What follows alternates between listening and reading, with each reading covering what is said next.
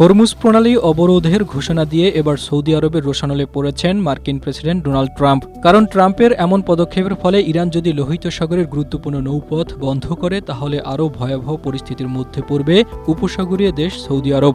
আর এজন্য হরমুজ প্রণালী অবরোধের ঘোষণায় আতঙ্কিত হয়ে পড়েছে দেশটি।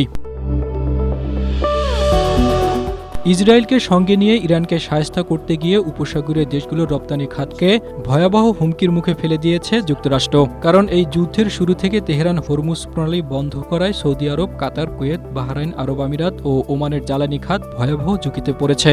এ অবস্থায় সমুদ্রপথে জ্বালানি পরিবহনের গুরুত্বপূর্ণ নৌপথ হরমুজ প্রণালী অবরোধের ঘোষণা দিয়ে ট্রাম্প সৌদিকে নতুন এক আতঙ্কের মধ্যে ফেলে দিয়েছে। স্ট্রবেরি সুপার ডটেড ও ক্লাসিক ভ্যারিয়েন্ট সেন্সেশন জাগুক শিহরণ। সৌদির আশঙ্কা, ট্রাম্পের এমন পদক্ষেপে ইরান হয়তো এবার লোহিত সাগরের গুরুত্বপূর্ণ নৌপথ বাব আল মানদেব প্রণালীও বন্ধ করে দেবে। যদি এই প্রণালী বন্ধ করা হয় তাহলে আরও ভয়াবহ সংকটে পড়বে সৌদি আরব। এজন্য উত্তেজনা বাড়ার আগেই হরমুজে অবরোধ তুলে নিয়ে আলোচনায় ফিরতে যুক্তরাষ্ট্রকে চাপ দিচ্ছে সৌদি। আঞ্চলিক জ্বালানি সরবরাহ ও বাণিজ্য যেন আরও ঝুঁকিতে না পড়ে তা নিশ্চিত করতেই এই প্রচেষ্টা চালাচ্ছে রিয়াদ।